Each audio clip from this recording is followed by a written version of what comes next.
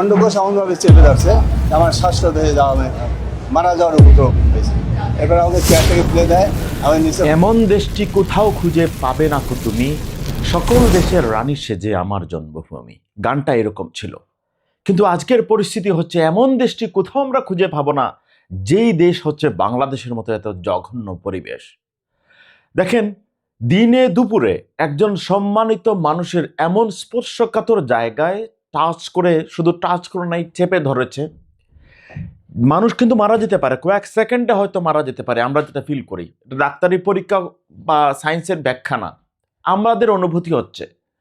এখন চিন্তা করেন যে কিভাবে একজনের অফিসে ঢুকে গিয়ে অন্ধকুশে চেপে ধরে স্বাক্ষর নিয়ে যায়, এবং এই পরিস্থিতিটা তৈরি হয়েছে বিচারহীনতার সংস্কৃতি আমাদের দেশে তৈরি হয়েছে।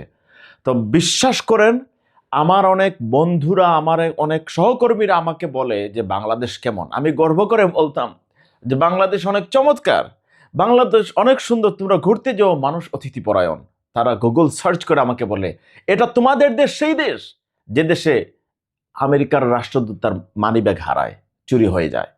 তোমাদের দেশ সেই দেশ যে দেশের রাস্তায় মানুষ চাঁদার জন্য মানুষ মারে। এই যে আরেকটা ঘটনা তৈরি হলো, বিএনপি সরকারের সবচেয়ে বড় দুর্বলতা হচ্ছে দুর্নীতিকে প্রশ্রয় দেওয়া।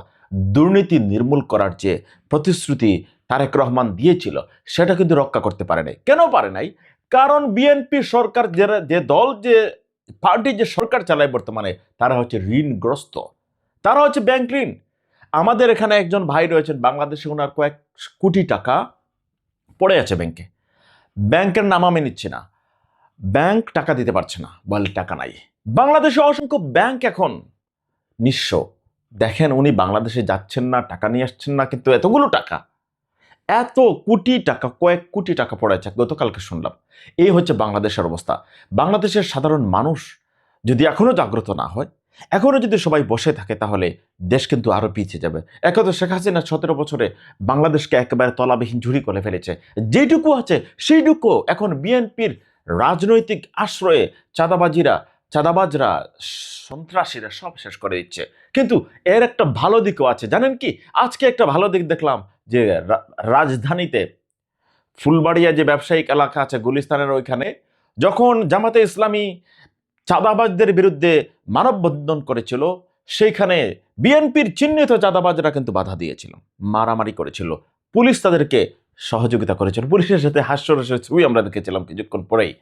কিন্তু আসার যে জায়গাটা হচ্ছে যে তারপরে যখন জামাতে ইসলামী এই চাঁদাবাজিদের বিরুদ্ধে, চাঁদাবাজ সন্ত্রাসীদের বিরুদ্ধে যখন ঢাকার রাজপথে মিছিল বের করলো, তখন হই হই রই রই, চাঁদাবাজরা গেল কই, তখন সবাই পালিয়ে গেল।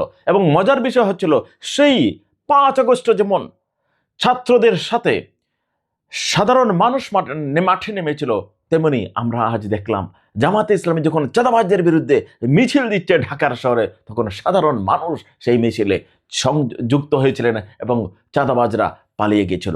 বিএনপিকে বলতে চাই, ইতিহাসের অন্ধকার গহ্বরে হারিয়ে যাবেন যদি এই ধারা অব্যাহত রাখেন। কিন্তু বিএনপি আদৌ পারবে কিনা জানি না। তাদের কারণ হচ্ছে কয়েকটা দুর্বলতা কোন জায়গায় জানেন? প্রথমত হচ্ছে অশিক্ষিত প্রধানমন্ত্রী, সে দেখে বললেও ভুল বলে। প্রধানমন্ত্রী শেখ, কি বলে তার নাম, তারেক রহমান, আমি সরি, তারেক রহমান যে কি পরিমাণ মূর্খ। ভালো মানুষ মনে করবো ভালো, একসময় সন্ত্রাসী বা কি যেন দুর্নীতি, সন্ত্রাসী না, দুর্নীতিতে সম্পৃক্ত ছিল। আমিও তো বদলাইছি, আমার অনেক খারাপ দিক ছিল, আরো এখনো হয়তো আছে, আমি বদলাবো। তারেক রহমান সেটা বদলাইছেন, আমরা বিশ্বাস করি, ভালো মানুষ, দোয়া করি ভালো মানুষের। তারেক রহমানের বাবা মা খুব ভালো মানুষ ছিলেন, কিন্তু তারেক রহমান বর্তমানে যে অবস্থা দাঁড়াইছে, একজন ভালো মানুষ মানলাম, উনি এখন আর গন্ডামি মাস্তামি করেন নাই, কিন্তু উনি কিছু জানেনও না। ওনাকে দেখলে বোধাই সুদাই মনে হয়। এখন যাই হোক, ওনার জন্য শুভকামনা।